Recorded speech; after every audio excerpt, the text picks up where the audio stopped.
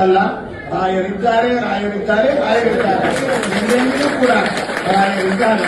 ಇಂದು ಅನೇಕ ಭಕ್ತರ ಮನದಲ್ಲಿ ಇರುವ ಒಂದು ಪ್ರಶ್ನೆಗೆ ಉತ್ತರವನ್ನು ತಿಳಿದುಕೊಳ್ಳೋಣ.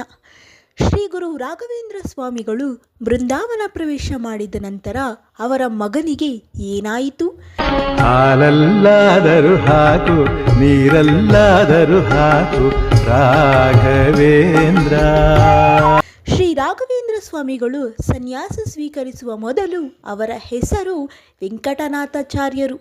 ಅವರಿಗೆ ಸರಸ್ವತಿಬಾಯಿ ಎಂಬ ಧರ್ಮಪತ್ನಿ ಹಾಗೂ ಲಕ್ಷ್ಮೀನಾರಾಯಣಾಚಾರ್ಯ ಎಂಬ ಒಬ್ಬ ಮಗನಿದ್ದರು. ವೆಂಕಟನಾಥರು ಸನ್ಯಾಸ ಸ್ವೀಕರಿಸಿ ರಾಘವೇಂದ್ರ ಸ್ವಾಮಿಗಳಾದಾಗ ಅವರ ಜೀವನ ಸಂಪೂರ್ಣವಾಗಿ ಭಗವಂತನ ಸೇವೆಗೆ ಅರ್ಪಿತವಾಯಿತು.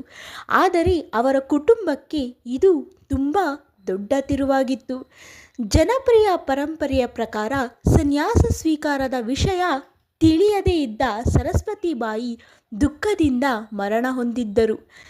ನಂತರ ಅವರು ಆತ್ಮರೂಪದಲ್ಲಿ ರಾಯರ ಮುಂದೆ ಬಂದಾಗ ರಾಯರು ತಮ್ಮ ಕಮಂಡಲದ ಪವಿತ್ರ ಜಲವನ್ನು ಪ್ರೋಕ್ಷಿಸಿ ಅವರಿಗೆ ಮೋಕ್ಷದ ಮಾರ್ಗವನ್ನು ಕಲ್ಪಿಸಿದರು ಎಂದು ಭಕ್ತರು ನಂಬುತ್ತಾರೆ.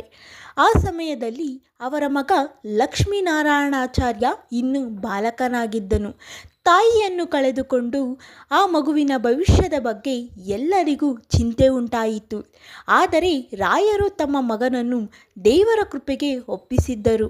ಬಂಧುಗಳು ಹಾಗೂ ಶಿಷ್ಯರು ಲಕ್ಷ್ಮೀನಾರಾಯಣಾಚಾರ್ಯರನ್ನು ಸಾಕಿ ಬೆಳೆಸಿದರು. ಬಾಲ್ಯದಿಂದಲೇ ಅವರು ವೇದ, ಶಾಸ್ತ್ರ, ಸಂಸ್ಕೃತ ಮತ್ತು ಧಾರ್ಮಿಕ ಶಿಕ್ಷಣದಲ್ಲಿ ಆಸಕ್ತಿ ಹೊಂದಿದ್ದರು. ಜನರು ಹೇಳುವಂತೆ ರಾಯರ ರಕ್ತ ಅವನ ದೇಹದಲ್ಲಿದ್ದರೂ ರಾಯರ ಭಕ್ತಿ ಮತ್ತು ಜ್ಞಾನ ಅವರ ಹೃದಯದಲ್ಲಿತ್ತು.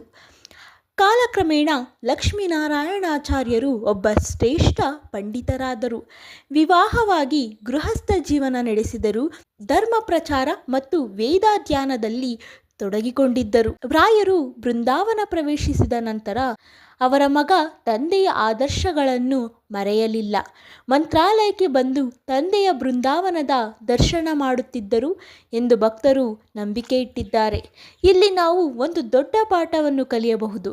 ಸಾಮಾನ್ಯ ತಂದೆ ತನ್ನ ಕುಟುಂಬದ ಬಗ್ಗೆ ಮಾತ್ರ ಯೋಚಿಸುತ್ತಾನೆ, ಆದರೆ ರಾಘವೇಂದ್ರ ಸ್ವಾಮಿಗಳು ಇಡೀ ಜಗತ್ತನ್ನೇ ತನ್ನ ಕುಟುಂಬವೆಂದು ಕಂಡರು.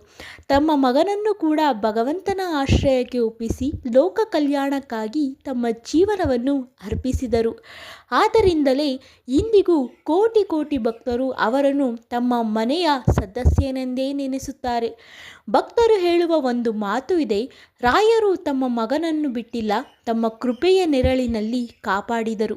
ಇದು ಕೇವಲ ಒಬ್ಬ ಮಹಾನ್ ಗುರುಗಳ ಕಥೆಯಲ್ಲ, ಇದು ಭಕ್ತಿ, ತ್ಯಾಗ, ವೈರಾಗ್ಯ ಮತ್ತು ದೇವರ ಮೇಲಿನ ಸಂಪೂರ್ಣ ನಂಬಿಕೆಯ ಕತೆ. ಕೊನೆಯ ಸಂದೇಶವೇನೆಂದರೆ, ತನ್ನ ಮಗನ ಭವಿಷ್ಯವನ್ನು ದೇವರಿಗೆ ಅರ್ಪಿಸಿ ಇಡೀ ಜಗತ್ತಿಗೆ ತಂದೆಯಾದವರು ಶ್ರೀ ಗುರು ರಾಘವೇಂದ್ರ ಸ್ವಾಮಿಗಳು. ಈ ಕತೆ ನಿಮಗೆ ಇಷ್ಟವಾದರೆ ಶ್ರೀ ರಾಘವೇಂದ್ರ ಸ್ವಾಮಿಗಳ ಕೃಪೆ ಎಲ್ಲರ ಮೇಲಿರಲಿ ಎಂದು ಕಮೆಂಟ್ನಲ್ಲಿ ಜಯರಾಯರು ಎಂದು ಬರೆಯಿರಿ ಹಾಗೂ ನಮ್ಮ ಚಾನಲ್ಗೆ ಸಬ್ಸ್ಕ್ರೈಬ್ ಮಾಡಿ. ರಾಯರಿದ್ದಾರೆ, ರಾಯರಿದ್ದಾರೆ, ರಾಯರಿದ್ದಾರೆ, ಎಂದೆಂದಿಗೂ ಕೂಡ ರಾಯರಿದ್ದಾರೆ.